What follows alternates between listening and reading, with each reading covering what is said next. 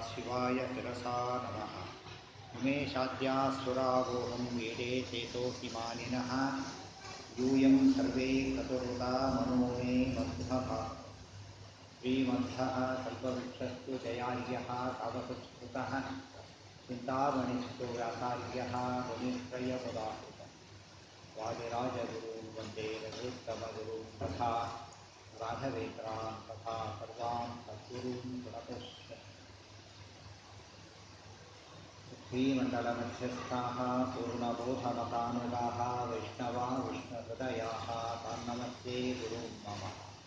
श्रीगुरुभ्यो नमः। समुत्सार्य समस्तोमं सन्मार्गं सम्प्रकाश्य च सदा विष्णुपदासक्तं सेवे ब्रह्मण्यभास्कर. ಇವತ್ತಿನ ದಿವಸ ಪ್ರಾತಸ್ಮರಣೀಯರಾದಂತಹ ಶ್ರೀ ಬ್ರಹ್ಮಣ್ಯ ತೀರ್ಥರುಗಳವರ ಆರಾಧನಾ ಮಹೋತ್ಸವದ ಶುಭ ಸಂದರ್ಭ.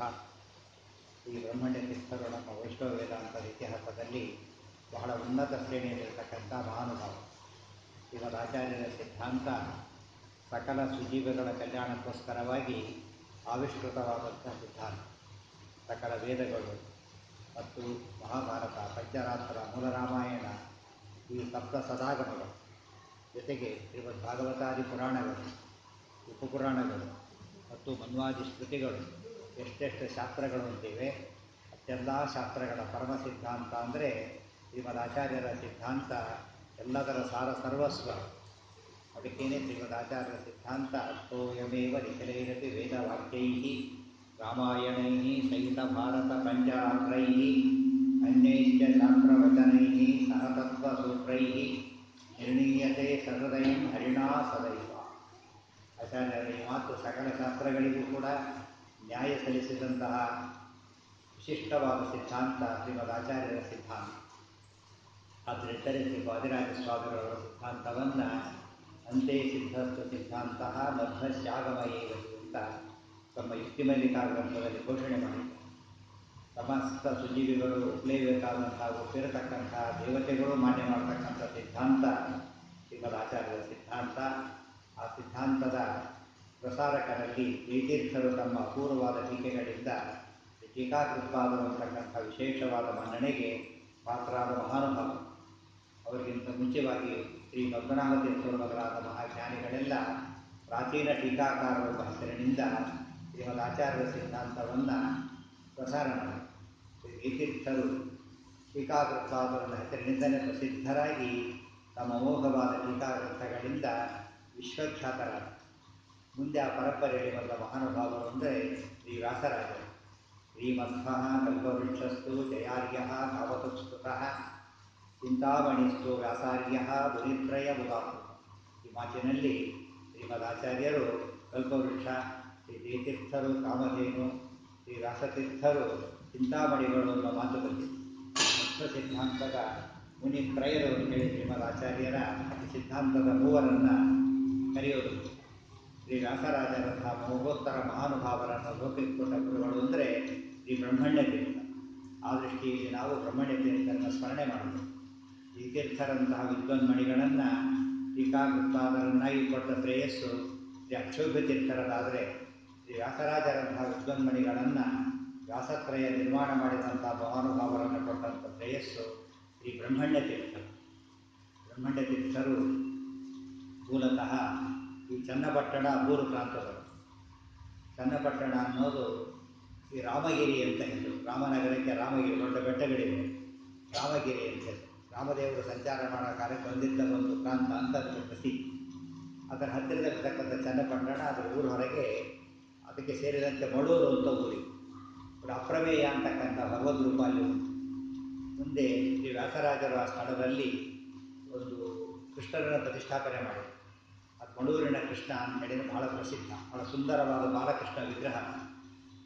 ಅದರಿಂದಾಗಿ ಮುಂದೆ ವ್ಯಾಸರಾಜರು ಅಲ್ಲೇ ತಮ್ಮ ತರ್ಕತಾಂಡವ ಗ್ರಂಥವನ್ನು ರಚನೆ ಮಾಡಿದರು ಅಂತ ಒಂದು ಪ್ರತೀತಿ. ಬಹಳ ಸುಂದರವಾದ ಮೂರ್ತಿ. ಆ ಮೂರ್ತಿಯನ್ನು ಕುರಿತೇ ಶ್ರೀ ಪುರಂದರದಾಸರು ಜಗದೋದ್ಧಾರನ ಅಳಿಸಿದ ಯಶೋದೆ ಅಂತ ಹೇಳಿ ಬರೆದಿದ್ದು ಈ ಮೂರ್ತಿಯನ್ನು ನೋಡಿ ಅಂತ ಪ್ರಸಿದ್ಧಿ ಉಂಟು. ಆ ಪ್ರಾಂತದಲ್ಲಿದ್ದಂಥ ಬ್ರಹ್ಮಣ್ಯ ತೀರ್ಥರ ಪೂರ್ವಜರು ರಾಮಾಚಾರ್ಯರು ಅಂತಕ್ಕಂಥವರು. ಅವರು ಪೂಗವನ ವಂಶ ಅಂತ ಪ್ರಸಿದ್ಧವಾದ ಪೂಗವನ ವಂಶ ಅಂತ ಕರೀತಾರೆ.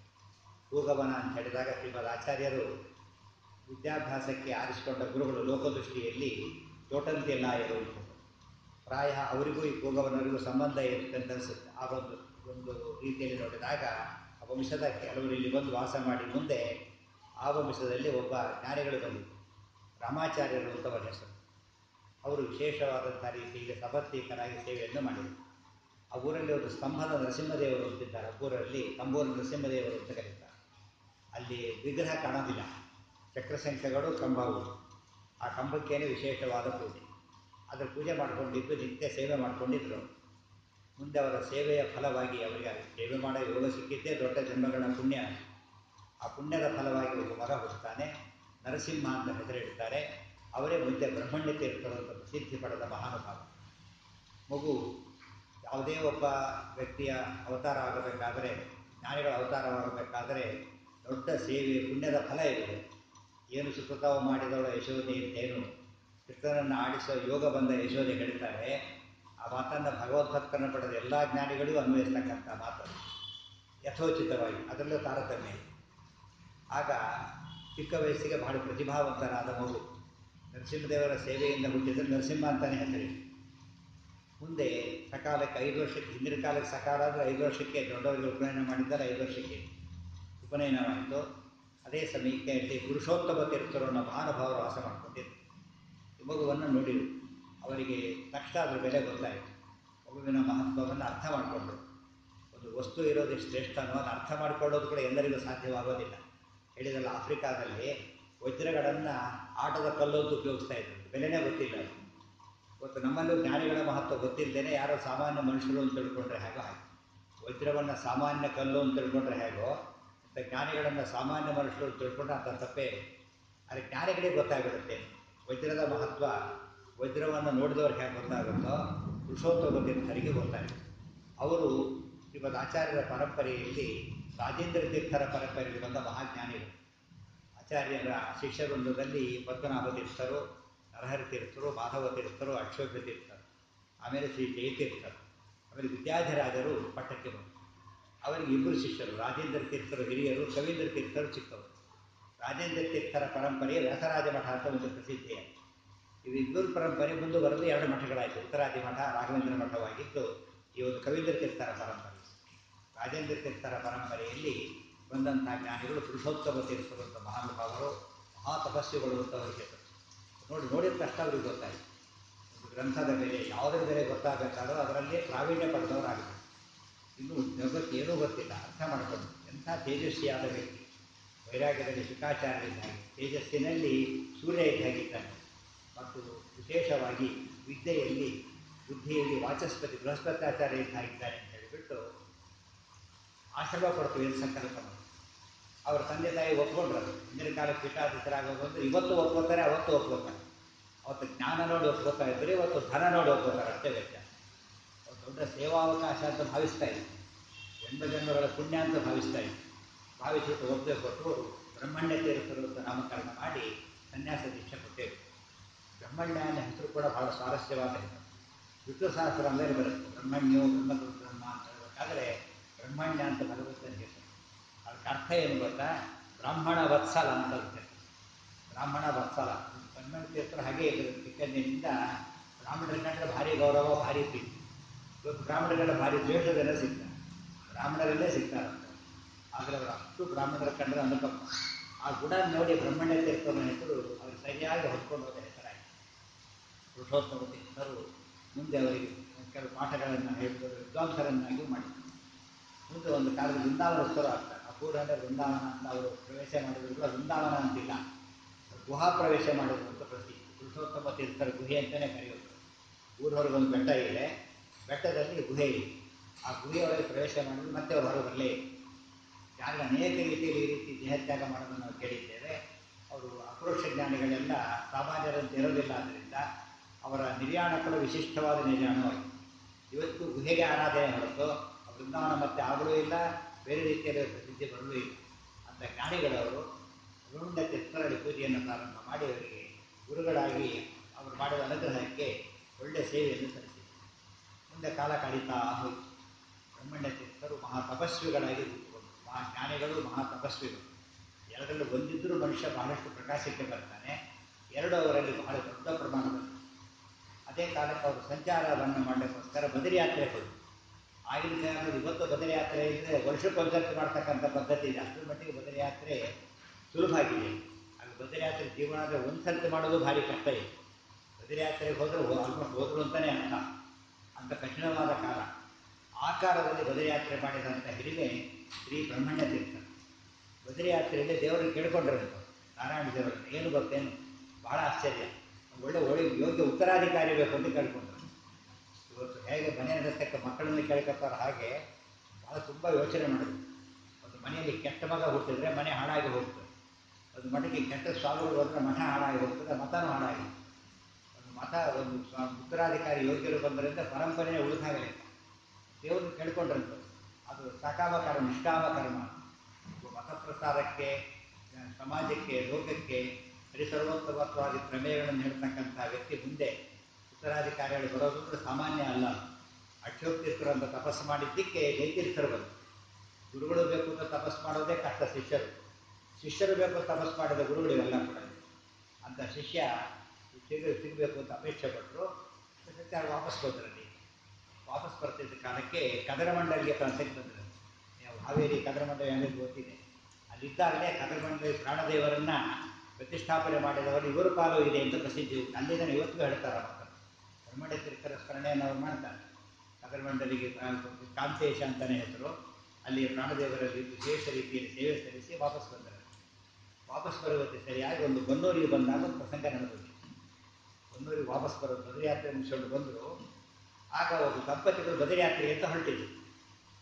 ಇವರು ಬಂದಿದ್ದವರು ಬರ್ತಡೇಕ್ಕೆ ಊರ ಹತ್ರ ಅವರು ರಾಮಾಚಾರ್ಯ ಅಂತ ನಾವು ಹೆಸರು, ದಂಪತಿಗಳು ಗಂಡ ಹೆಂಡತಿ. ಆಗ ಇದ್ದಕ್ಕಿದ್ದಾಗ ಗಂಡನಿಗೆ ಯಾವುದೋ ರೋಗ ಬಂತು. ಗಟ್ಟಿಮುಟ್ಟಾಗಿದ್ರು ಅಂತಾರೆ ಯಾತ್ರೆ ಹೊರಟಿದ್ರು. ಅನಿರೀಕ್ಷಿತವಾಗಿ ರೋಗ ಬಂತು. ರೋಗಿಗಳ ಯಾತ್ರೆ ಹೊರಟಿದ್ದಲ್ಲ, ಗಟ್ಟಿಮುಟ್ಟಾಗಿದ್ದವ್ರು ಯಾತ್ರೆ ಹೊರಟ ರೋಗ ಬಂದು ಇನ್ನೇನು ಅವರು ಹೋಗೇ ಬಿಟ್ರು ಅಂತ ಇರ್ತಾರೆ. ಹಾಗಾಗಿ ತುಂಬ ದುಃಖ ಆಯಿತು. ಹಿಂದಿನ ಕಾಲದ ಪದ್ಧತಿ ಸಾಗಮನ ಮಾಡಿದರೆ ಭಾರಿ ಪುಣ್ಯ ಬರುತ್ತೆ ಅಂತೇಳಿ ಸತಿ ಪದ್ಧತಿ ಅಂತ ಕರೀತಾರೆ. ಅದನ್ನು ಒತ್ತಾಯದಿಂದ ಮಾಡಿಸಬಾರ್ದು. ಅವರಾಗಿ ಮಾಡಿದರೆ ಯಾರು ಮಾಡಕ್ಕೆ ಬರೋದಿಲ್ಲ. ಅದು ಶಾಸ್ತ್ರದಲ್ಲಿ ಹೋಗ್ತಾರೆ. ಅದಕ್ಕೋಸ್ಕರ ಆಕೆ ಮಾಡಬೇಕಂತ ತೀರ್ಮಾನ ಮಾಡಿಬಿಟ್ಟು ಆಗ ಒಂದು ಪದ್ಧತಿ ಇದಕ್ಕೆಲ್ಲ ದೊಡ್ಡವರ ಅಪ್ಪಣೆ ತಗೋದು. ಗೌರ್ಮೆಂಟ್ ಪರ್ಮಿಷನ್ ತಗೋಬೇಕು ಅಂತ ನಮ್ಗೆ ಯಾಕೆ ಗೊತ್ತಲ್ಲ. ದೇವರ ಜ್ಞಾನಿಗಳ ಒಂದು ಮೂಲಕ ಒಂದು ಅನುಮತಿ ತಗೊಂಡ್ರೆ ದೇವರು ಒಪ್ಪಿದಾಗ ಲೆಕ್ಕ. ನಮ್ಮಲ್ಲಿ ಯಾವುದೇ ಒಂದು ಪುಣ್ಯ ಕಾರ್ಯ ಮಾಡಬೇಕಾದ್ರೂ ಕೂಡ ದೊಡ್ಡವರ ಅನುಮತಿ ತಗೊಂಡು ಮಾಡಿದರೆ ಪುಣ್ಯ ಜಾಸ್ತಿ ಆಗುತ್ತೆ. ತಾವಾಗಿ ತೋಚ್ಕೊಂಡು ಮಾಡಿದರೆ ಯಾರು ಇಲ್ಲದೆ ಹೋದಾಗ ಮಾಡ್ಬೋದು. ದೊಡ್ಡವರ ಅಪ್ಪಣೆ ತಗೊಂಡು ಮಾಡಿದಾಗ ತುಂಬ ಪುಣ್ಯ ವೃದ್ಧಿಯಾಗಿದೆ. ಅದಕ್ಕೋಸ್ಕರ ಕೇಳೋದಕ್ಕೆ ಅಂತ ಯೋಚನೆ ಮಾಡಿದಾಗ ಜನ ಹೇಳಿದ್ರು, ಬ್ರಹ್ಮಣ್ಯ ತೀರ್ಥರು ದೊಡ್ಡ ಜ್ಞಾನಿಗಳು ಬಂದಿದ್ದಾರೆ, ಅವ್ರನ್ನ ಕೇಳಬಹುದು ಅಂತ ತಕ್ಷಣ ಅಲ್ಲಿಗೆ ಹೋಗಿಬಿಟ್ಟು ನಮಸ್ಕಾರ ಮಾಡಿ ಕೇಳಿದ ತಕ್ಷಣ ಅವರೇನು ಮಾಡಿದರು, ನಮಸ್ಕಾರ ಮಾಡಿದ್ರೆ ಆಶೀರ್ವಾದ ಮಾಡೇಬೇಕು. ದೊಡ್ಡವರ ಮಾತಿನಲ್ಲಿ ದೀರ್ಘ ಸುಮಂಗಲಿ ಭವ ಅಂತ ಹೇಳಿ, ಪುತ್ರವತಿ ಭವ ಅಂತ ಹೇಳಿ. ಅವ್ರಿಗೆ ನೋಡಿದ್ರೆ ಮಕ್ಕಳು ಇಲ್ಲ, ಗಂಡ ನೋಡಿದರೆ ಕುಗ್ಗೋಗಿದೆ. ಜನ ಎಲ್ಲ ಹೇಳ್ತಾರೆ, ಸ್ವಾಮಿ ಆಕೆ ಬಂದಿರೋದು ಯಾವುದಕ್ಕೂ ಅಲ್ಲ, ಸಾಗಮನ ಮಾಡೋಕ್ಕೆ ಅಪ್ಪಣೆ ಕೇಳ್ತಿದ್ದಾರೆ ಅಂತ ಹೇಳಿದ್ರೆ ಅವರಂದ್ರಂತೆ ಅದೆಲ್ಲ ಬೇಕಿಲ್ಲ. ಉಳಿದವರಾಗಿ ಅಯ್ಯೋ ನಂಗೆ ಗೊತ್ತೇ ಇದ್ದೀರಾ ಹೇಳಿಬಿಟ್ಟು ಹೇಳ್ಬಿಡ್ತಾರೆ. ಹಾಗೆಲ್ಲ ಅಲ್ಲಿಯಲ್ಲೋ ಅವರೆಲ್ಲ ಮಾತಾಡಬೇಕಾದ್ರೆ ನಾನು ಮಾತಾಡ್ತೀರಿ ಅಂತ ಮಾತಾಡೋರಲ್ಲ ಅವರು. ಗುರುರಾಜ ಹೇಳಿದ ಹಾಗೆ ಯೋಂತಃ ಪ್ರವಿಶ್ಯ ಮಮವಾಚ ಮಿಮಾಂ ಪ್ರಸುಪ್ತ ಸಂಜೀವಯತಿ ಅಖಿಲ ಶಕ್ತಿಧರ ಸ್ವಧಾಮ್ನ ಅನ್ಯಾಂಶ್ಚ ಹಸ್ತಚರಣ ಶ್ರವಣತ್ವಗಾದಿ ಪ್ರಾಣಾನ್ನಮೋ ಭಗವತೆ ಪುರುಷಾಯ ಮುಖ್ಯ. ಈ ಕ್ರಮದಲ್ಲಿ ಚಿಂತನೆ ಮಾಡಿ ಮಾತಾಡ್ತಾರೆ, ಆದರೆ ಸುಳ್ಳಾಗೋದೇ ಇಲ್ಲ. ಅದಕ್ಕೆ ಋಷೀಣಾಂ ಪುನರಾಧ್ಯಾನ ವಾಚಮರ್ಥೋನುಧಾವತಿ ಅಂತ ಹೇಳ್ತಾರೆ. ದೊಡ್ಡವರು ಏನು ಹೇಳಿದ್ರು ನಡೆದೋಗ್ಬಿಡುತ್ತೆ. ಹಾಗೆ ಆ ಕ್ಷಣಕ್ಕೆ ಅವರ ವಿಶ್ವಾಸ ಇತ್ತು ಅವರಿಗೆ, ಇಲ್ಲ ಒಳ್ಳೆಯದಾಗೇ ಆಗತ್ತೆ, ಆತ ಬದುಕ್ತಾನೆ, ಮಕ್ಕಳು ಆಗ್ತಾರೆ ಅಂತ ಹೇಳಿ. ಒಬ್ಬರಲ್ಲ ಇಬ್ಬರು ಮಕ್ಕಳಾಗ್ತಾರೆ, ಇಬ್ಬರು ಗಂಡು ಮಕ್ಕಳೇನೆ. ದೊಡ್ಡ ಮಗ ನಾನು ಕೊಡಬೇಕು ಇಷ್ಟೆಲ್ಲ ಹೇಳ್ಬಿಟ್ರಂತಾಗಲೇ. ಅಲ್ಲಿ ನೋಡಿದರೆ ಅದು ಬಂದಿರೋ ಉದ್ದೇಶ ಏನು, ಹೇಳಿದ ಮಾತೆ ಅದು ನೋಡ್ಕೊಂಡು ಹೇಳೋದು ಬೇರೆ. ಯಾವುದು ಇಂಪಾಸಿಬಲ್ಲೋ ಅದನ್ನು ಪಾಸಿಬಲ್ ಮಾಡೋದು ಜ್ಞಾನಗಳ ಲಕ್ಷಣ. ಈಗೆಲ್ಲ ಹೇಳ್ತಾರೆ, ಜನಕ್ಕೆ ಆಶ್ಚರ್ಯ ಆಯಿತು. ಅವ್ರು ಹೇಳಿದರು ತಗೋ ಅಂತ ಹೇಳಿ ಮಂತ್ರಿಸಿಬಿಟ್ಟು ಒಂದಿಷ್ಟು ನೀರನ್ನು ಕೊಟ್ಟು ಪ್ರೋಕ್ಷಣೆ ಮಾಡೋಂತ ಕಳಿಸ್ಕೊಟ್ಟು ಹಾಗೆ ತೊಗೊಂಡು ಹೋದ್ರು. ಪ್ರೋಕ್ಷಣೆ ಮಾಡಿ ಬಾಯ ನೀರು ಹಾಕ್ಬೇಕು ನ್ಯಾಯವಾಗಿ, ಮೈ ಮೇಲೆ ನೀರು ಹಾಕಿ. ಬಾಯ ನೀರು ಹಾಕಿದ್ರೆ ಗೊತ್ತಲ್ಲ, ಅಂತ್ಯಕಾಲ ಮುಗಿದೋಗ್ತಿರ್ಸ್ಕಂಡೆ ಮೈ ಮೇಲೆ ಹಾಕಿ ಎದ್ದು ಕೂತ್ಕೊಂಡೇ ಬಿಟ್ಟರು. ಇದು ವಿಶಿಷ್ಟ ಸ್ಥಿತಿ. ಇವತ್ತು ವಿಜ್ಞಾನ ಮಾಡಕ್ಕೆ ಬರೋದಿಲ್ಲ ಕೂಡ, ತತ್ವಜ್ಞಾನದಿಂದ ಮಾತ್ರ ಸಾಧ್ಯ. ಇವತ್ತು ಕಣ್ಣಿನ ಆಪರೇಷನ್ನ ಹಾರ್ಟ್ ಸ್ಪೆಷಲಿಸ್ಟ್ ಮಾಡೋಕ್ಕಾಗೋದಿಲ್ಲ, ಹಾರ್ಟ್ ಆಪರೇಷನ್ ಇವ್ರು ಮಾಡೋಕ್ಕೆ ಬರೋದಿಲ್ಲ, ಸತ್ತವರು ಬಸ್ ಕೆಲಸ ಬೇರೆಯವರು ಮಾಡೋಕ್ಕೆ ಬರೋದಿಲ್ಲ. ಯಾರು ಪ್ರಾಣದೇವರ ಮತವನ್ನು ಹಿಡಿದಿರ್ತಾರೆ ಅವರಿಗೆ ಮಾತ್ರ ಪ್ರಾಣ ಕೊಡೋ ಶಕ್ತಿ ಬರ್ತದೆ. ಆ ಆಚಾರ್ಯ ಹೇಳ್ತಾರೆ ಸಂಸಾರ ವಿಷಪಾನೇನ ಏಮೃತಾ ಪ್ರಾಣಿನೋ ಭುವಿ ಅಮೃತಾಯ ಸುಖಸ್ತೇಷ ಕೃಷ್ಣಾಮೃತ ಮಹಾರ್ಣವ. ಸತ್ತವನ್ನು ಬದುಕಕ್ಕೆ ಬಂದಿರೋದು ಅಂತ ಆಚಾರ್ಯ ಕೃಷ್ಣಾಮೃತ ಮಹಾರ್ಣವ ಹೇಳಿದ ಮಾತು. ಅವರ ಅನುಯಾಯಿ ಎಷ್ಟು ಜನ ಆ ರೀತಿ ಬದುಕಿದ್ದಾರೆ. ಶ್ರೀತೀರ್ಥರು, ವ್ಯಾಸರಾಜರು, ಆಮೇಲೆ ವಾಜರಾಜರು, ರಾಘವೇಂದ್ರ ಸ್ವಾಮಿಗಳು ಎಷ್ಟು ಜನ ಜ್ಞಾನಿಗಳಿಂದ ಬದುಕಿದ್ದಾರೆ ಅರ್ಥ ಮಾಡಿಕೊಂಡ್ರೆ ಬ್ರಹ್ಮಣ್ಯ ತೀರ್ಥರು ದೊಡ್ಡ ದೃಷ್ಟಾಂತ ಇದೆ. ನೋಡಿದ್ರೆ ಆಶ್ಚರ್ಯ ಆಗೇ ಇರ್ತಾರೆ. ಎದ್ದು ಕುತ್ಕೊಂಡೋಗಿದ್ರು ಆಯಾಸನೇ ಇಲ್ಲ. ಭಾರಿ ಖುಷಿಯಾಗಿ ಹೇಳಿದರು. ವಿಷಯ ಎಲ್ಲ ಅರ್ಥ ಆಯ್ತು ಅವರಿಗೆ ತುಂಬ ಕಷ್ಟ ಬಂದ ನಮಸ್ಕಾರ ಮಾಡಿ ಸ್ವಾಮಿ ತಮ್ಮ ಅನುಗ್ರಹ ಖಂಡಿತ ನಾವು ಮಾತನಾಡಿಸ್ತೇವೆ ಅಂತ ಹೇಳಿ ಹೊರಟರು. ಹಾಗೆ ನಡೆಯಿತು. ಹಾಗೆ ನಡೆದು ಒಬ್ಬ ಮಗ ಹುಟ್ಟಿದ ತಕ್ಷಣ ಸತ್ತಿಗೆ ಬ್ರಹ್ಮಣ್ಯ ತೀರ್ಥರು ತಮ್ಮ ಮಾತಲ್ಲಿ ಎಷ್ಟು ಭರವಸೆ ಇತ್ತು, ದೇವರ ಎಷ್ಟು ನಂಬಿಕೆ ಇತ್ತು ಅವರಿಗೆ. ಅಪ್ರೋಕ್ಷ ಜ್ಞಾನಿಗಳವರೆಲ್ಲ ಅವರು ಸರಿಯಾಗಿ ಈಕೆ ಹೆರಿಗೆ ಆಗೋದಕ್ಕೆ ಸರಿಯಾಗಿ ಒಂದು ಗುಡ್ಡನ್ನು ಕಳಿಸ್ಬಿಟ್ಟಿದ್ರಂತಾಗಲಿ, ಚಿನ್ನದ ಹರಿವಾಣ ಇಟ್ಕೊಂಡಿದ್ರಂತಾಗಲಿ, ಚಿನ್ನದ ಹರಿವಾಣ. ಅದರಲ್ಲಿ ವ್ಯಾಸರಾಜ ಜನನ ಭೂಮಿ ಮೇಲೆ ಹುಟ್ಟಿದವರೆಲ್ಲ ವ್ಯಾಸರಾಜ. ಚಿನ್ನದ ಬಂಗಾರದ ತಟ್ಟೆಯಲ್ಲಿ ಅವತಾರ ಮಾಡಿದ ಮಹಾನುಭಾವ. ಅದನ್ನು ವಿಜಯದಾಸ ಹೇಳ್ತಾರೆ. ಕೊನ್ನೂರು ಗ್ರಾಮದಲ್ಲಿ ಜನಿಸಿದನು ಭೂಸ್ಪರ್ಶ ಮುನ್ನವಿಲ್ಲದೆ ಅಂತ ಹೇಳಿ ವ್ಯಾಸರಾಯರ ಪರಿಸೇರೋ ಅನ್ನೋ ನಮ್ಮ ಒಂದು ಹೃದಯರಾಗ ಅದನ್ನು ಹೇಳ್ತಾರೆ.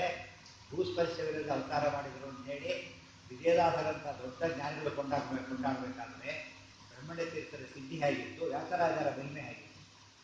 ಆಗ ನೋಡಿದ್ರು ಆಶ್ಚರ್ಯಪಟ್ಟು ಪರಮಾಶ್ಚರ್ಯ. ಎಷ್ಟು ಜ್ಞಾನ ಇತ್ತು ಅವ್ರಿಗೆ. ಟೈಮಿಂಗ್ಸ್ ಎಲ್ಲ ಗೊತ್ತಿದೆ. ದಾಟ್ ಹೇಳಿ ಟೈಮಿಂಗ್ಸ್ ನಡೆಯಲಿಲ್ಲ ಎಷ್ಟೋ ಸಲ. ಏನು ಕೊಟ್ಟಿರ್ತಾರೆ 15% ಮುಂದೆ ಬಿಡುತ್ತೆ.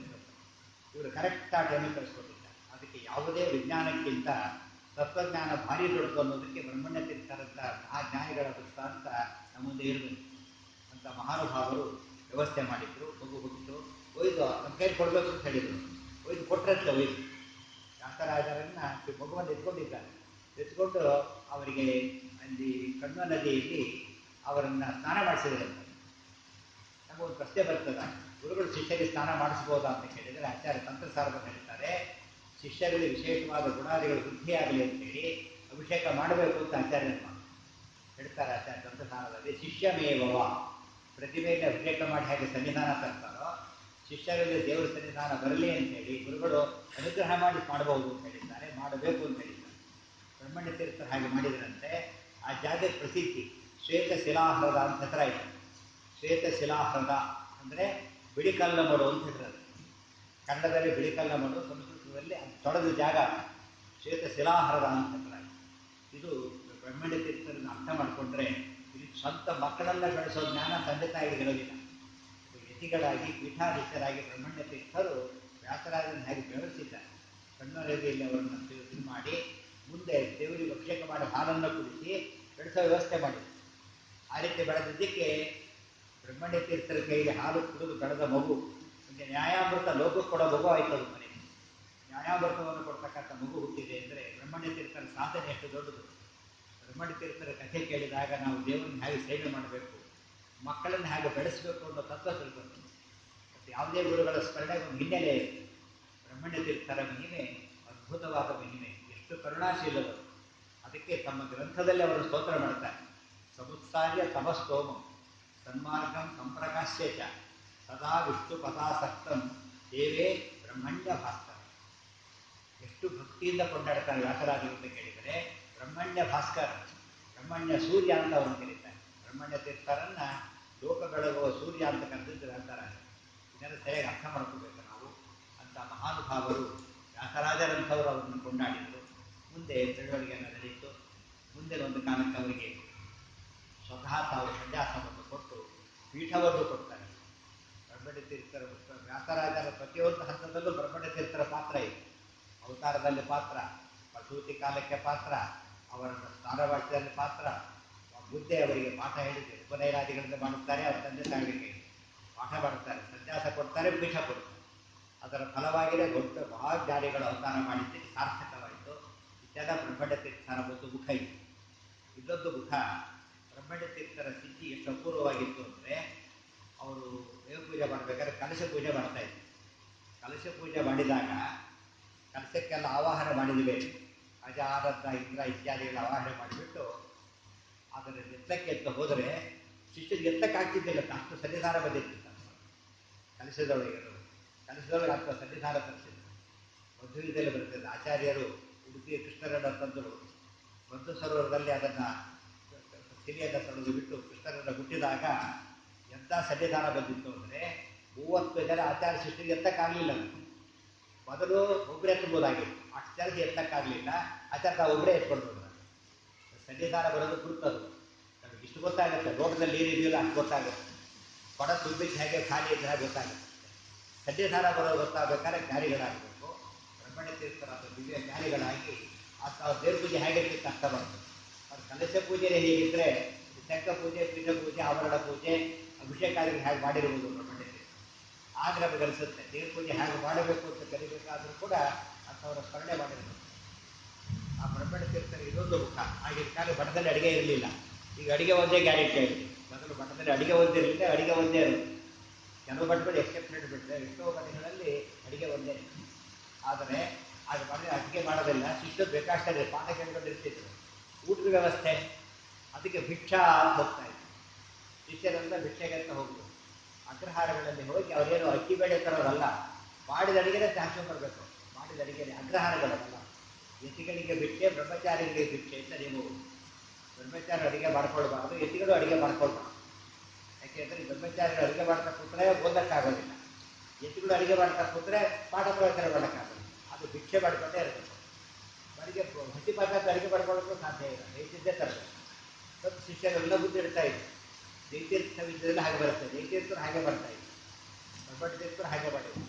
ಆಮೇಲೆ ವಾಗೀಶ್ ತೀರ್ಥರು, ರಘುವರರು ಹಾಗೆ ಮಾಡ್ತಾ ಇದ್ರು, ವಿದ್ಯಾಧೀಶರು ಹಾಗೆ ಬರ್ತಾ ಇದ್ರು. ಈಗ ಆ ಕಾಲದಲ್ಲಿ ಎಲ್ಲ ಅದೇ ಪದ್ಧತಿ ಇತ್ತು. ಅದು ಸತ್ಯ ಎಲ್ಲ ಮಾಡ್ತಿದ್ರು. ಮತ್ತು ಬೇರೆ ತೊಡಿತಾ ಇದ್ರು, ಸರೋವರದಲ್ಲಿ ತೊಳೆದು ಬಿಡೋದು ಇದೆಲ್ಲ. ತೊಡೆದ ಮೇಲೆ ಬುದ್ಧಿ ಇಟ್ಟು ಇವರು ಅದರ ತುಳಸಿ ಹಾಕಿ ನೈವೇದ್ಯಕ್ಕೆ ಶುರು ಮಾಡಿದರೆ ಅದು ಮತ್ತೆ ಉಗಿ ಬರ್ತಿರ್ತದೆ. ಹಾಗೆ ಫ್ರೆಶ್ ಆಗಿ ಬರ್ತದೆ, ಅಂಥ ಸ್ಥಿತಿ ಇರ್ತದೆ. ಅದು ಮಾಡಿದವರಿಗೆ ಫ್ರೆಶ್ ಆಗಿರೋದು ಕಷ್ಟ. ಅಷ್ಟೆಲ್ಲ ತಂದು ಗಟ್ಟಿ ಆಗಿದ್ದರೆ ಹಾಗೆ ಉಗಿ ಬರ್ತದೆ. ಅಂಥ ಒಂದು ಬಿಸಿ ಆಗ್ತಿತ್ತು ಪದಾರ್ಥ. ಇದು ಬ್ರಹ್ಮಣ್ಯ ತೀರ್ಥರ ಭಾರಿ ದೊಡ್ಡ ಸ್ಥಿತಿ ನಿದರ್ಶನ. ಇದೆಲ್ಲ ನಂಬಬೇಕಾದ್ರೆ ವ್ಯಾಸರಾಜರಂತೂ ಅವ್ರು ಹೇಳ್ತಾರೆ ಅಂದರೆ ಈ ಮಾತು ವಿಚಾರ ಮಾತಂತೆ ಹೇಗಿದೆ. ಯಾರ ಮಾತನ್ನ, ಯಾವ ನ್ಯಾಯಾಮೃತಾದಿಗಳನ್ನ ಲೋಕದಲ್ಲಿ ಖಂಡನೆ ಮಾಡಲಿಕ್ಕೆ ಸಾಧ್ಯ ಆಗುತ್ತೆ. ಲಕ್ಷಣದ ಮಹಾನುಭಾವ ಅವರ ಮಾತನ್ನ ಖಂಡನೆ ಮಾಡಲಿಕ್ಕೆ ಬರೋದಿಲ್ಲ. ಅದು ಸತ್ಯವಾದ ಮಾತು.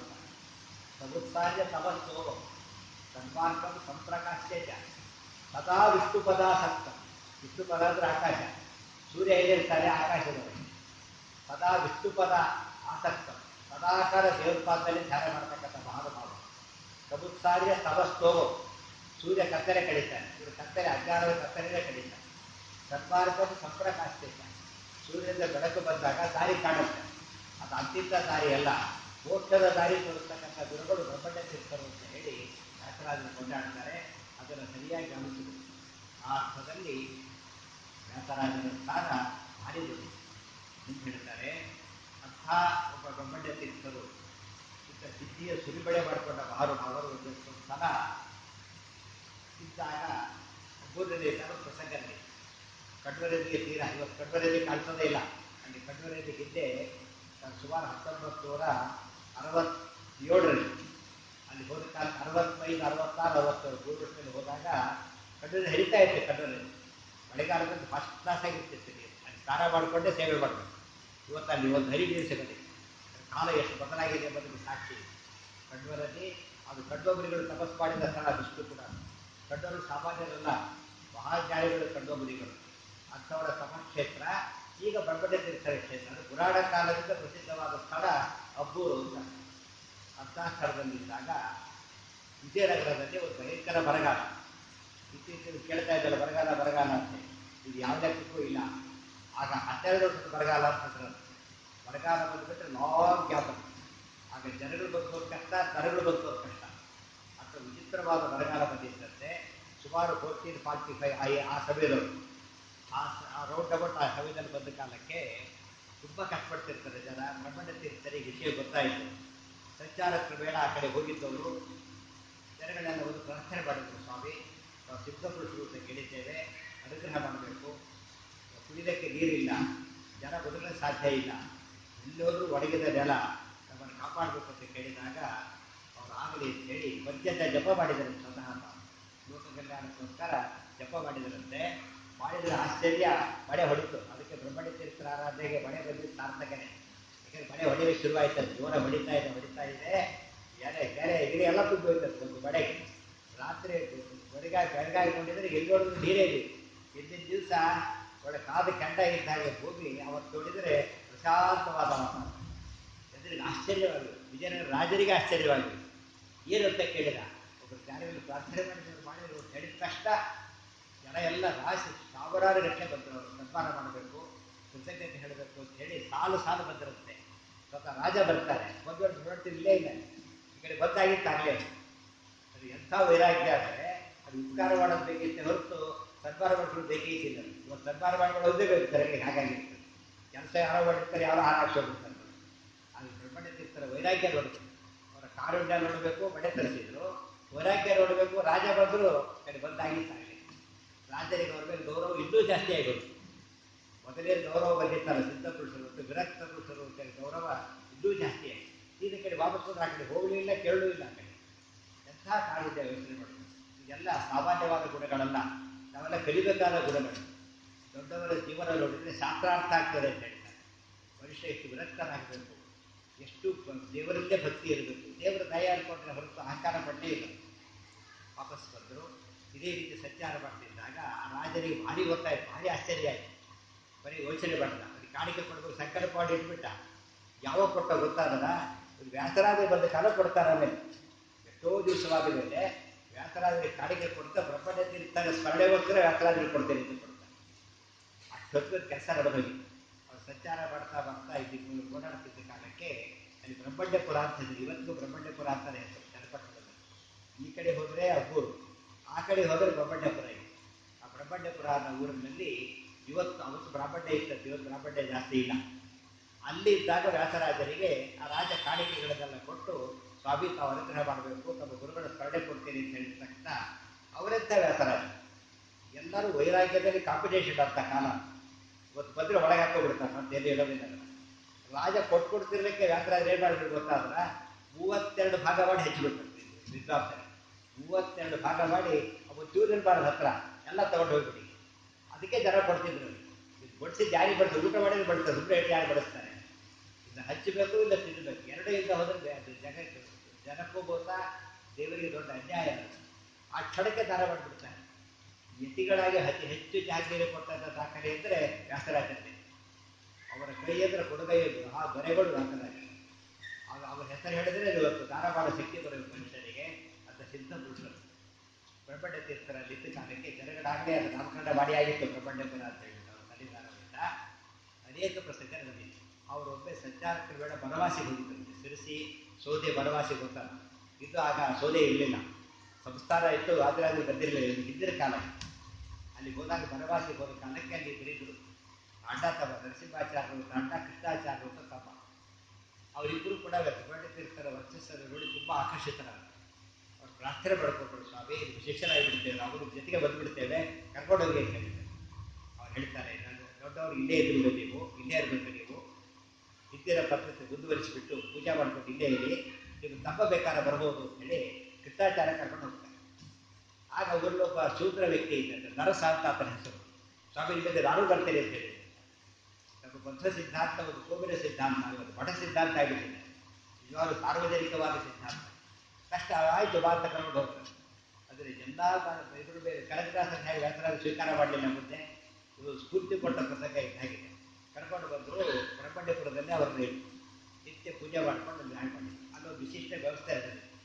ಅವ್ರು ಪ್ರಾಣದೇವರ ವಿಗ್ರಹ ಒಂದು ಅವರಿಗೆ ಸ್ವಪ್ನ ದೃಶ್ಯವಾಗಿ ಕಾಣಿತು. ಪ್ರಾಣದೇವರ ವಿಗ್ರಹ ಪ್ರಾಚೀನ, ಅದು ವಿಶಿಷ್ಟವಾದ ಪ್ರಾಣದೇವರ ಪ್ರತಿಮೆ. ಆಂಜನೇಯ ವಿಗ್ರಹ ತುಂಬ ಕಡೆ ಇರ್ತದೆ. ಅದು ಚಕ್ರ ಶಂಖ ಜತಿಯಾಗಿದೆ, ಸರಿಯಾಗಿ ಪೂರ್ಣ ಚಕ್ರ ಕಾಣುತ್ತೆ, ಶಂಖ ಕಾಣುತ್ತೆ. ಅದರ ಜೊತೆಗೆ ಬೇರೆಗಡೆಗೆ ರಾಮಲಕ್ಷ್ಮಣ ಸೀತಾದೇವಿ ಇರ್ತಾರೆ. ಇಂಥ ದೃಶ್ಯ ಕಾಣೋದು ಭಾರಿ ಕಷ್ಟ. ಬೇರೆ ಪ್ರತಿಷ್ಠಾಪನೆ ಬೇರೆ ಮಾಡಿಸ್ತಾರೆ. ಅದೇ ಹಾಗಲ್ಲ, ಏಕಶಿಲೆಯಲ್ಲೇ ರಾಮಲಕ್ಷ್ಮಣ ಸೀತಾ, ಕೆಳಗೆ ಪ್ರಾಣದೇವರು, ಶಂಖ ಚಕ್ರ, ವಿಚಿತ್ರವಾದ ವಿಗ್ರಹ. ಅದನ್ನು ಅಲ್ಲಿ ಸಿಕ್ತವರಿಗೆ ತಕ್ಷಣ ಗುರಿ ಜನ ಪ್ರಾರ್ಥನೆ ಮಾಡಿಕೊಂಡು ಸ್ವಾಮಿ ಇಲ್ಲೇ ಪ್ರತಿಷ್ಠಾಪನೆ ಮಾಡೋದು ಅಂತ ಕೇಳಿಕೊಂಡು ತಕ್ಷಣ ಅವರಾಗಲೇ ಅಂತ ಹೇಳಿದರು. ಅದರ ಮಹಿಮೆಯರು ಗೊತ್ತಾ, ಅಷ್ಟೊತ್ತಿಗೆ ಅದಕ್ಕೆ ಶ್ರೀಪಾದರಾಜರು ವ್ಯಾಸರಾಜರು ಆಟಗಳು ಕೊಟ್ಟಾಗಿತ್ತು. ಅವರು ಬಂದು 3 ಜನ ಸೇರಿ ಪ್ರತಿಷ್ಠಾಪನೆ ಮಾಡ್ತಾರೆ. ಬ್ರಹ್ಮಣ್ಯ ತೀರ್ಥರು, ಶ್ರೀಪಾದರಾಜರು, ವ್ಯಾಸರಾಜರು ಬಹುಶಃ ದಾಖಲೆಯ ಪ್ರಾಣದೇವರು. ಯತಿತ್ರಯ ಪ್ರತಿಷ್ಠಿತ ಪ್ರಾಣದೇವರು ಇವತ್ತಿಗೂ ಪ್ರಸಿದ್ಧಿ ಇರೋದು ಹಾಗೆ. ಎಂತೆಂಥ ಯತಿಗಳು, ಮಹಾನುಭಾವರು, ದಿಗ್ಗಜಗಳು ಒಬ್ಬರು ಹುಟ್ಟಿದ್ರು ಸಾಕು, 3 ಜನ ಒಟ್ಟಿಗೆ ಸೇರಿ ಪ್ರತಿಷ್ಠಾಪನೆ ಮಾಡಿದಂಥ ಪ್ರಾಣದೇವರು ಅಂದರೆ ಅಲ್ಲಿಂದ. ಅದ್ರ ಬೇರೆ ಚಿಕ್ಕ ಗೂಡಿದ್ದಾಗ ಮಾಡಿಸಿಬಿಟ್ಟು ಬ್ರಹ್ಮಣ್ಯ ತೀರ್ಥರು ಅದರಲ್ಲಿ ಪೂಜೆ ಮಾಡಿದ ನರಸಿಂಹ ಸಾಲಿಗ್ರಾಮ ಒಂದಿಟ್ಟು ಇವತ್ತಿಗೂ ಇದೆ. ನರಸಿಂಹ ಇಟ್ಟು ಪೂಜೆ ಬಂದಿರುತ್ತೆ ಹೇಳಿದ್ದಾರೆ. ನರಸಿಂಹದೇವರ ಆರಾಧನೆ ನಡೀತಾ ಇದೆ, ಪ್ರಾಣದೇವರು ಇದ್ದಾರೆ, ದೇವಸ್ಥಾನವೂ ಇದೆ. ಅವತ್ತಿನ ಪೂಜಾ ವೈಭವ ಇಲ್ಲ. ಎಲ್ಲ ಕಡೆ ಹೋದಾಗ ಅಲ್ಲೂ ಕಡಿಮೆ ಆಗಿದೆ, ಪೂರ್ತಿ ಹೋಗಿಲ್ಲ, ಕಡಿಮೆ ಆಗಿದೆ. ಆಸಕ್ತರಿಗೆ ಅವಕಾಶ ಇದೆ. ಮತ್ತೆ ಅಲ್ಲಿ ಊರಿನ ಜನ ಎಲ್ಲ ಕೇಳ್ಕೊಂಡು ಆಗೊಂದು ಕೆರೆ ಕಟ್ಟಿಸ್ತಾರೆ ಬ್ರಹ್ಮಣ್ಯ ತೀರ್ಥ. ಬ್ರಹ್ಮಣ್ಯ ತೀರ್ಥ ಇವತ್ತಿಗೂ ಕೆರೆ ಇದೆ. ನಮಗೆ ಅರ್ಥ ಆಗಬೇಕು, ಪೂಜೆ ವ್ಯಾಸರಾಜರು ತುಂಬ ಕೆರೆಗಳು ಕಟ್ಟಿಸ್ತಾರೆ. ಅದೆಲ್ಲ ಗುರುಗಳ ಪ್ರೇರಣೆ ಇಷ್ಟು ಕೂಡ. ಬ್ರಹ್ಮಣ್ಯ ತೀರ್ಥರು ಮಾಡಿದ ಕೆಲಸ ಮುಂದುವರಿಸ್ತಾರೆ ವ್ಯಾಸರಾಜರು. ದೊಡ್ಡ ಕೆರೆ ಇವತ್ತಿಗೂ ಇರ್ತಕ್ಕಂಥ ಕೆರೆ. ಇವತ್ತಿನ ಸರ್ಕಾರ ಕೆರೆ ಮುಚ್ಚಿಸ್ತಾ ಹೋಗ್ತವೆ, ಅವ್ರ ಕೆರೆ ಕಟ್ಟಿಸ್ತಾ ಹೋಗ್ತದೆ, ಉಲ್ಟಾ ಪಡ್ತಾ ಇದೆ. ಆ ಕೆರೆ ಸಿದ್ಧಿ ಅಲ್ಲಿ ಒಂದು ಸರೋವರ ಇದೆ. ಆ ಸರೋವರದಲ್ಲೇ 3 ಜನ ಸ್ನಾನ ಮಾಡಿ ಪೂಜಾದಿಗಳನ್ನು ಮಾಡಿ ಪ್ರತಿಷ್ಠಾಪನೆ ಮಾಡಿದ್ರು ಪ್ರಸಿದ್ಧಿ. ಆ ಸರೋವರ, ಆ ಕೆರೆ, ಆ ಊಟದ ನೋಡೋದು. ಬ್ರಹ್ಮಣ್ಯಪುರ ಅಂತ ಹೆಸರು. ಇದಿಷ್ಟು ಬ್ರಹ್ಮಣ್ಯ ತೀರ್ಥರ ಹೆಸರನ್ನ ಶಾಶ್ವತ ಮಾಡಿರ್ತಕ್ಕಂಥ ದಾಖಲೆಗಳು. ಇದು ಬುದ್ಧಿ ಈ ಹೆಸರನ್ನೇ ಮೆನ್ಷನ್ ಮಾಡಿ ಬ್ರಹ್ಮಣ್ಯಪುರವನ್ನು ಕೊಡ್ತೇನೆ ಅಂತ ಸಂಕಲ್ಪ ಮಾಡ್ತಾರೆ. ಬ್ರಹ್ಮಣ್ಯಪುರ ಅಂತ ಹೆಸರು ರಾಜ ಇಟ್ಟ ಹೆಸರಲ್ಲ, ಅವರು ವಾಸ್ತಿದ್ದ ತಾರಾಗಿ ಬಂದಿದ್ದ ಹೆಸರಾಗಲಿ. ಅದು ಬುದ್ಧ ರಾಜ ಅದರ ಕನ್ಫರ್ಮ್ ಮಾಡಿ ಕೃಷ್ಣಾರ್ಪಣ ಒಪ್ಪಿಸಿಬಿಡ್ತಾರೆ. ಇದು ಬ್ರಹ್ಮಣ್ಯ ತೀರ್ಥರ ಮಹಿಮೆಗಳಲ್ಲಿ ಇನ್ನೊಂದು ಮುಖದ ಬಗ್ಗೆ. ಅಲ್ಲಿದ್ದಾಗ ಕರ್ಕೊಂಡು ಬಂದಿದ್ರಲ್ಲ ಕೃಷ್ಣಾಚಾರ್ಯ ಅಂತ ಅವರಿಗೊಂದು ಸ್ವಪ್ನ ಆಯ್ತು. ಅವರ ಕುಲದೇವರು ಖಾದ್ರಿ ನರಸಿಂಹದೇವರು. ಖಾದ್ರಿ ನರಸಿಂಹ ಬಹಳ ಪ್ರಸಿದ್ಧ, ಇದರಲ್ಲಿ ಆಂಧ್ರ ಪ್ರದೇಶದಲ್ಲಿ ತುಂಬ ಪ್ರಸಿದ್ಧ. ಅಲ್ಲಿಗೆ ಅವರು ಅಲ್ಲೆಲ್ಲ ಹೋಗ್ತಾ ಇದ್ರು. ಒಂದು ವಯಸ್ಸಾಯಿತು, ಹೋಗ್ಲಿಕ್ಕಾಗಲಿಲ್ಲ, ತುಂಬ ವ್ಯಥೆ ಆಯ್ತು ಅವ್ರಿಗೆ. ಕುಲದೇವರು ನರಸಿಂಹ ನೋಡಕ್ಕೆ ಹೋಗ್ಬೇಕಾಯ್ತು, ಆಗಲಿಲ್ಲ ಅಂತ ಅಂದ್ಕೊಂಡಾಗ ಅಲ್ಲಿ ಸ್ವಪ್ನ ಆಯ್ತಂತೆ.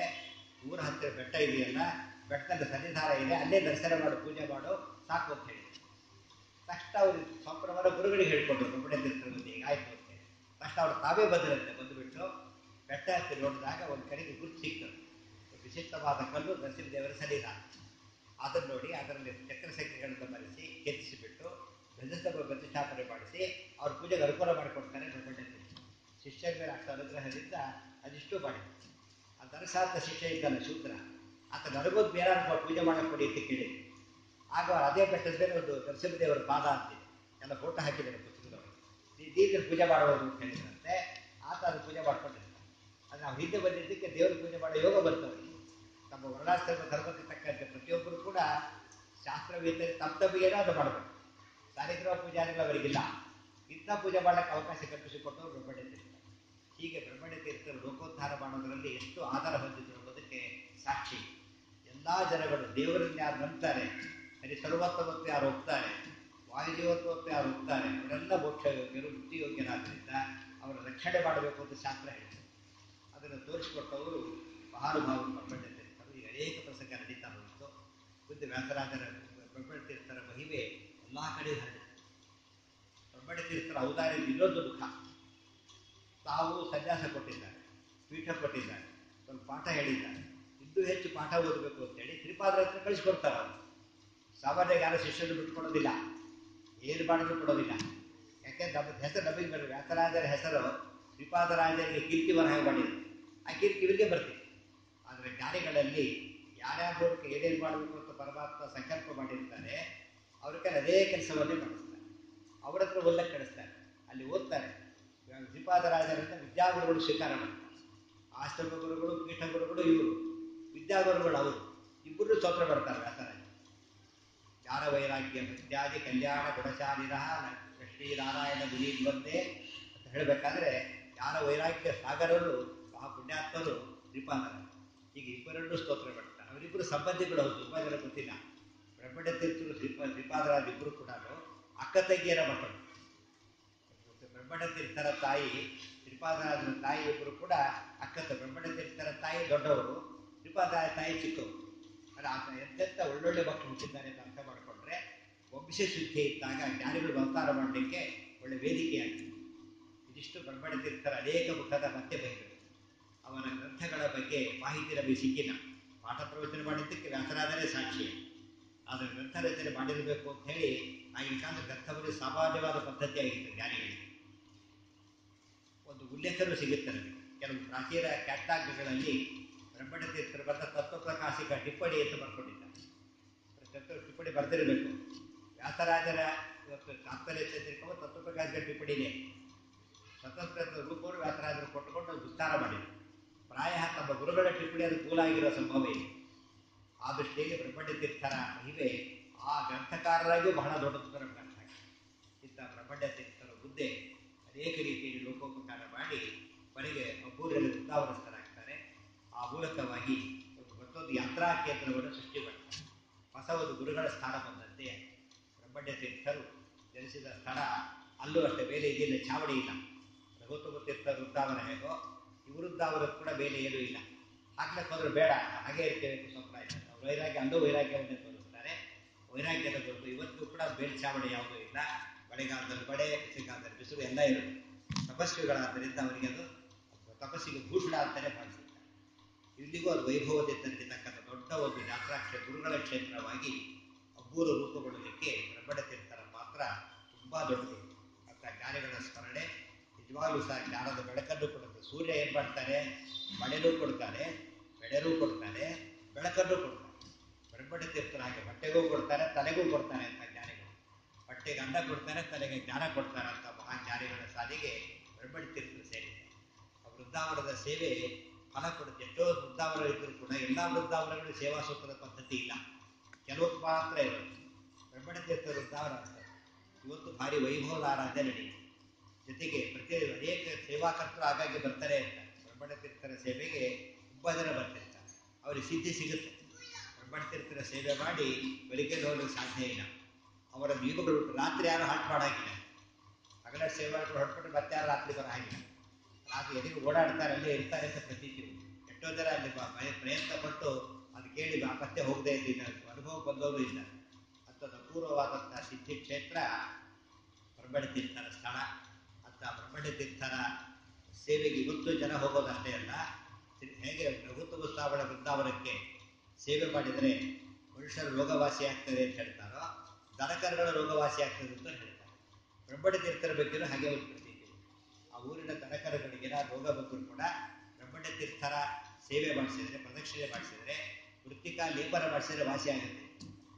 ವೃತ್ತಿಕಾ ಮಹಿಮೆ ರಾಘವೇಂದ್ರ ಸ್ವಾಮಿಗಳಿಂದ, ವಾದಿರಾಜ ಸ್ವಾಮಿಗಳಿಂದ ವಿಶ್ವವಿಖ್ಯಾತ ಎಲ್ಲರಿಗೂ ಗೊತ್ತಿದೆ.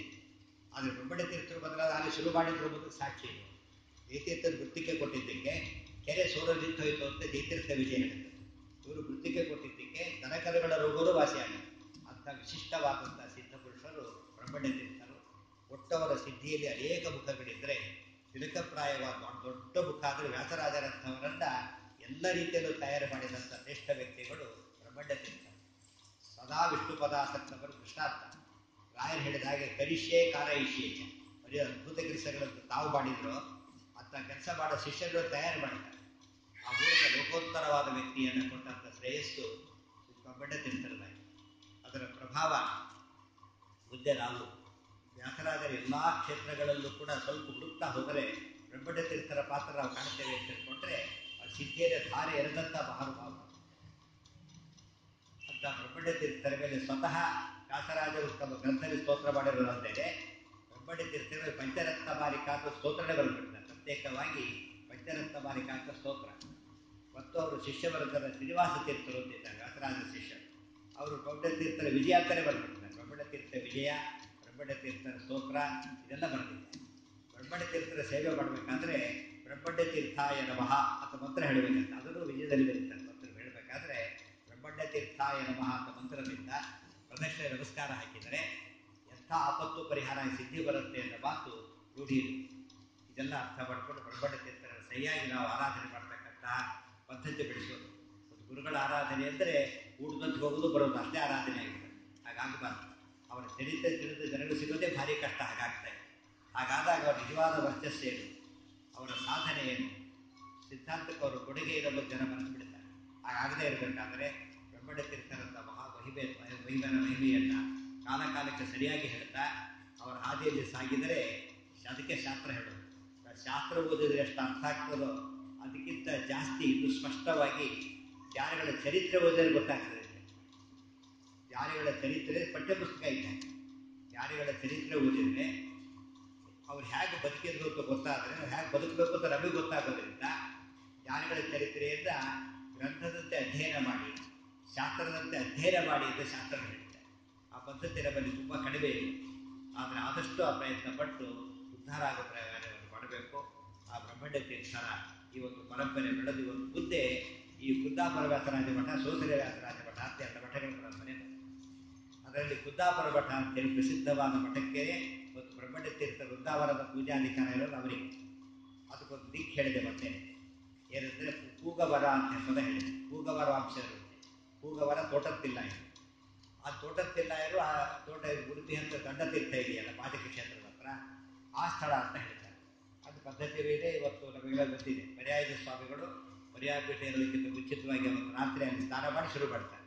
ಪರ್ಯಾಯದ ಮೊದಲ ಸ್ನಾನ ಶುರುವಾಗೋದು ಅಲ್ಲಿಂದ, ಆಮೇಲೆ ದೀಕ್ಷೆ ತಗೊಳ್ಳೋದು. ಅಷ್ಟು ಸಿದ್ಧಿ. ಈ ಕುದ್ದಾಪುರ ಮಠಕ್ಕೆ ಕುದ್ದಾಪುರ ಮಠ ಅಂತಾರೆ ಹೆಸರು ಬೇರೆ ಬಂದಿದೆ. ಕುದ್ದಾಪುರ ಅಲ್ಲೇ ತಾರೆ ಉಡುಪಿ ಕುದ್ದಾಪುರ ಅಷ್ಟೇ ಅಲ್ಲ, ಕೆಲವು ಪೂರ ವೃಂದಾವನಗಳು ಅಲ್ಲಿವೆ. ಕುದ್ದಾಪುರ ಸ್ವಾಮಿಗಳು ವೃಂದಾವನ ಅಲ್ಲಿರೋದ್ರಿಂದ ಕುದ್ದಾಪುರಕ್ಕೂ ಇದಕ್ಕೂ ಒಳ್ಳೆ ಸಂಬಂಧ ಇದೆ. ಕುದ್ದಾಪುರ ಮಠಕ್ಕೂ ಕುದ್ದಾಪುರ ವ್ಯಾಸರಾಜ ಮಠಕ್ಕೂ ಸಂಬಂಧ ಇರೋದ್ರಿಂದ ಅಲ್ಲಿಯ ಆ ಮಹಾನುಭಾವರಾದಂತಹ ಬ್ರಹ್ಮಣ್ಯ ತೀರ್ಥರು ತಮ್ಮ ಪೂರ್ವಾಶ್ರಮದೊಳಗೆ ಪೂರ್ವಾಶ್ರಮದಲ್ಲಿ ತಾವು ಸ್ವತಃ ಕೂಗರ ವಯಸ್ಸುವರಾಗಿದ್ದರೆ ಆಶ್ಚರ್ಯ ಏನೂ ಇಲ್ಲ. ಆಚಾರ್ಯರಿಗೆ ಪಾಠ ಹೇಳಿಕೊಟ್ಟವರಲ್ಲ, ಹೆಸರು ದೃಷ್ಟಿಯಿಂದ ಪಾಠ ಹೇಳಿಕೊಟ್ಟ ಒಂದು ಹಿರಿಮೆ ಬಂದಿದ್ದಕ್ಕೆ ಒಂದು ಕೀರ್ತಿ ಬಂತು. ಆ ಮೂಲಕ ವ್ಯಾಸರಾಜರು ಮುಂದೆ ಬಂದರು ಅಂದರೆ ಅದು ದೊಡ್ಡ ಶ್ರೇಯಸ್ಸೆ ಹೊರತು ಯಾವ ಅದರಲ್ಲಿ ಬೇರೆ ಕಲ್ಪನೆ ಮಾಡೋ ಕಾರಣ ಇಲ್ಲ. ಈ ಅರ್ಥದಲ್ಲಿ ಬ್ರಹ್ಮಣ್ಯ ತೀರ್ಥರ ವಂಶ ಪಾರಂಪರ್ಯ ಹಿರಿಮೆಯೂ ಅದನ್ನು ಸೇರಿದೆ. ಅವರ ಹಿಂದಿನವರ ಪುಣ್ಯ, ಅವರ ಸಾಧನೆ, ವ್ಯಾಸರಾಜರಂಥ ಮಹಾನುಭಾವನ ರೀತಿ ಎಲ್ಲ ಸೇರಿಬಿಟ್ಟು ಬ್ರಹ್ಮಣ್ಯ ತೀರ್ಥರ ಹೆಸರು ಅಜರಾಮರವಾದ ಹೆಸರಾಗಿದೆ. ಅವರ ಹೆಸರಿನ ಹಿಂದೆ ನಾವು ಮಾಡಿದರೆ ಪರಮಾತ್ಮನ ಹೆಸರಿದೆಯಲ್ಲ ಬ್ರಹ್ಮಣ್ಯ ಅಂತ ವಿಷ್ಣು ಸಹಸ್ರನಾಮದ ಹೆಸರು. ಅದು ಅರ್ಥ ಮಾಡಿಕೊಂಡು ವಿಷ್ಣು ಸಹಸ್ರನಾಮಾದಿಗಳಿಂದ ಪಾರಾಯಣ ಮಾಡೋದು, ಬ್ರಹ್ಮಣ್ಯ ತೀರ್ಥರಂಥ ಜ್ಞಾನಿಗಳಿಗೆ ತುಂಬ ಸಂತೋಷ ಪಡೋದು. ನಮ್ಮ ಸಿದ್ಧಾಂತವನ್ನು ಬದ್ಧ ಸಿದ್ಧಾಂತ ಅನುಸರಣೆ ಮಾಡಿದಾಗ ಮಾತ್ರ. 1000 ಪುಣ್ಯ ಕಾರ್ಯಗಳು ಮಾಡೋದು ಒಂದೇ, ಒಂದು ಜ್ಞಾನ ಕಾರ್ಯ ಮಾಡೋದು ಯಾವ ಒಂದು ಬೇರೆ ಸಾಧನೆ ಕೂಡ ಜ್ಞಾನ ಕಾರ್ಯಕ್ಕೆ ಮ್ಯಾಚ್ ಮಾಡಕ್ಕೆ ಬರೋದಿಲ್ಲ. 100 ಲೋಹಗಳು ಒಂದು ಕಡೆ, ಬಂಗಾರ ಒಂದೇ ಒಂದು ಲೋಹ. ಬಂಗಾರದ ಮಹತ್ವ ಬೇರೆ ಯಾವ ಲೋಹಗಳು ಹೇಗೆ ಹೊಂದೋದಿಲ್ವೋ, ಬಂಗಾರ ಅಂದರೆ ಸುವರ್ಣ, ಸುವರ್ಣ ಅಂದರೆ ಶಾಸ್ತ್ರ, ಶಾಸ್ತ್ರಕ್ಕೆ ಈಕ್ವಲ್ ಆಗೋ ಶಕ್ತಿ ಬೇರೆ ಯಾವುದಕ್ಕೂ ಇಲ್ಲ. ಆದ್ದರಿಂದ ಶಾಸ್ತ್ರ ಕಾರ್ಯವನ್ನು, ಪಾಠ ಪ್ರವಚನವನ್ನು, ಜ್ಞಾನ ಕಾರ್ಯವನ್ನು ಮಾಡ್ತಾ ಮಾಡ್ತಾ ಹೋಗುತ್ತೆ. ಜ್ಞಾನಿಗಳ ಅನುಗ್ರಹ ಜಾಸ್ತಿ ಸಿಗ್ತದೆ. ಹೆಚ್ಚೆಚ್ಚು ಮಾಡಿದರೆ ಭಾರಿ ಹೆಚ್ಚೆಚ್ಚು ಅನುಗ್ರಹ ಮಾಡ್ತಾರೆ. ಆ ಹಿನ್ನೆಲೆಯಲ್ಲಿ ಸೇವೆ ಮಾಡ್ತಕ್ಕಂಥ ಒಂದು ಪರಿಕಲ್ಪನೆ ಕೊಟ್ಟ ಸಿದ್ಧಾಂತ ಅಂದರೆ ಬದ್ಧ ಸಿದ್ಧಾಂತ ಒಂದೇ. ಎಲ್ಲ ಯತಿಗಳ ಗುಣಗಳೆಲ್ಲ ಒಬ್ಬೊಬ್ಬರಲ್ಲಿ ಕಂಡ್ರೆ ಮಧ್ವಾಚಾರ್ಯ ಎಲ್ಲರೂ ಕೂಡ ಒಂದೇ ಕಡೆ ಕಾಣಬೇಕು ಅಂದರೆ ಮಧ್ವಾಚಾರ್ಯ ಯೇ ಗುಣಾರಾಮ ಜಗತ್ ಪ್ರಸಿದ್ಧಾ ಯಮುತೇಷು ತೇಷು ಸ್ಮರಿದರೆ ಶಯಂತಿ ಸಾಕ್ಷಾತ್ ಮಹಾಭಾಗವತ ಪ್ರಬಂಧಂ ಶ್ರೀಮಂತ ವೇದಂ ಹನುಮಂತ ಬಾಹು. ಹಾಗೆ ಆಚಾರ್ಯರ ಮಹಿಮೆಯ ಒಂದೊಂದು ಭಾಗ ಬೇರೆ ಕಡೆ ಕಾಣ್ತಾ ಹೋಗ್ತೇವೆ. ಇದೆಲ್ಲದರ ಮೂಲ ಗುರುಗಳು ಮಧ್ವಾಚಾರ್ಯರಾದ್ದರಿಂದ ಅಂತ ಮಧ್ವಾಚಾರ್ಯರನ್ನು ನಾವು ಸದಾಕಾಲ ಸ್ಮರಣೆ ಮಾಡ್ತೇವೆ. ಬ್ರಹ್ಮಾತ್ಮ ಗುಣವ ಸಾಕ್ಷಾತ್ ಇಷ್ಟಂ ದೈವಂ ಬೃಹಸ್ಪತಿ ಆಚಾರ್ಯಾ ಶ್ರೀಮದ್ ಆಚಾರ್ಯಾ ಸಂತುವೇ ಜನ್ಮ ಜನ್ಮದಿ ಅಂತ ನಾವು ಸ್ಮರಣೆ ಮಾಡ್ತೇವೆ. ಅವ್ರ ಸಿದ್ಧಾಂತದ ಸಾರವನ್ನಾರು ತಿಳ್ಕೋಬೇಕು ಮನೆ ಪಕ್ಷ.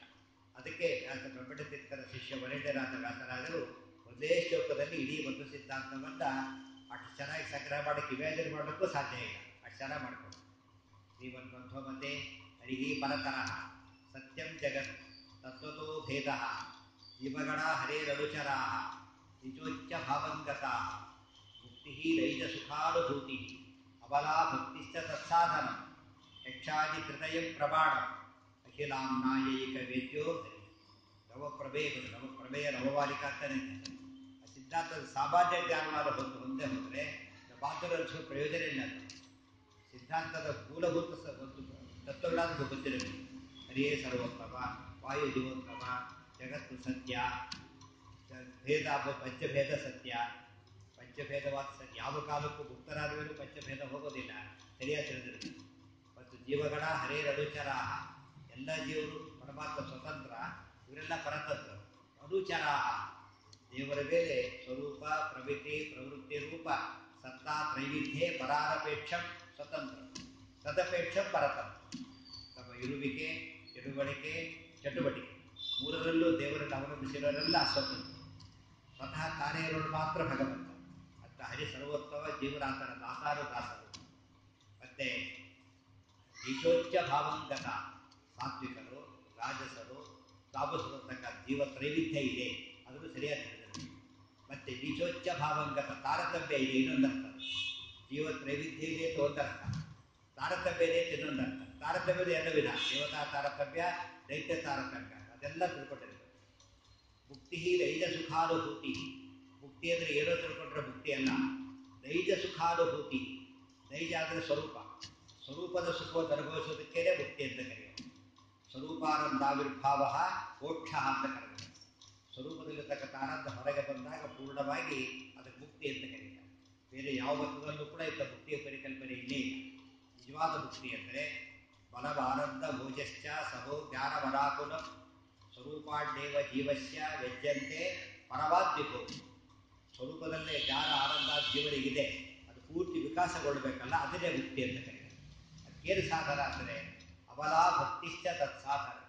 ಭಕ್ತಿಯ ಮುಕ್ತಿಗೆ ಸಾಧನ. ಆ ಭಕ್ತಿ ಅಂತ ಹೇಳಿದರೆ ಯಾವುದೋ ಭಕ್ತಿ ಅಲ್ಲ, ಅಬಲಾ ಭಕ್ತಿ. ಬಲ ಆದರೆ ದೋಷ, ಅಬಲ ಆದರೆ ನಿರ್ದೋಷ. ದೋಷ ಭಕ್ತಿಗೆ 9 ದೋಷಗಳು, ನವವಿಧ ದ್ವೇಷಗಳು. ನವವಿಧ ದ್ವೇಷವಿಲ್ಲದ ಭಕ್ತಿಯೇ ಮುಕ್ತಿಗೆ ಸಾಧನ. ಆ ಒಂದು ಮಾತು ತಿಳ್ಕೊಂಡ್ರೆ ಸಾಕು, ಮನುಷ್ಯ ಮುಕ್ತಿಗೆ ಖಚಿತವಾದ ದಾರಿಯನ್ನು ಹೇಳಿದ ಸಿದ್ಧಾಂತ ಮತ್ತು ಸಿದ್ಧಾಂತ. ಯಕ್ಷಾದಿ ತೃತೀಯ ಪ್ರಮಾಣ, ಪ್ರತ್ಯಕ್ಷ ಅನುಮಾನ ಆಗಮ, ಮೂರು ಕೂಡ ಪ್ರಮಾಣ. ಮೂರು ಆಧಾರದ ಮೇಲೆಯೇ ವಸ್ತುಗಳು ತೀರ್ಮಾನ ಮಾಡಬೇಕು ಅಂತ ಅರ್ಥ. ಪ್ರಮಾಣ ಅಂದ್ರೇನು? ರೂಪ ನೋಡೋದು ಕಣ್ಣು ಪ್ರಮಾಣ ಅಂದರೆ ಕಣ್ಣಿಂದ ಹೋದ ರೂಪ ಕಾಣೋದಿಲ್ಲ, ಕಣ್ಣಿಂದ ಮಾತ್ರ ರೂಪ ಕಾಣೋದು, ಕಿವಿಯಿಂದ ಹೋದ ಶಬ್ದ ಕೇಳೋದಿಲ್ಲ, ಕಿವಿ ಇದ್ರೆ ಮಾತ್ರ ಶಬ್ದ ಜ್ಞಾನ. ಈ ಮೂರರಿಂದ ನಾವು ತತ್ವಜ್ಞಾನ ಹೊಂದಬೇಕು ಅಂತ. ಅಖಿಲ ಆಮ್ನಾಯೇಕ ವೇದ್ಯೋ ಹರಿ. ಆಮ್ನಾಯ ಅಂದರೆ ವೇದ, ಭಾರತಾದಿಗಳು ವೇದ, ಪಂಚಮೋ ವೇದ ಅಂತ ಕರೆದಿದ್ದಾರೆ.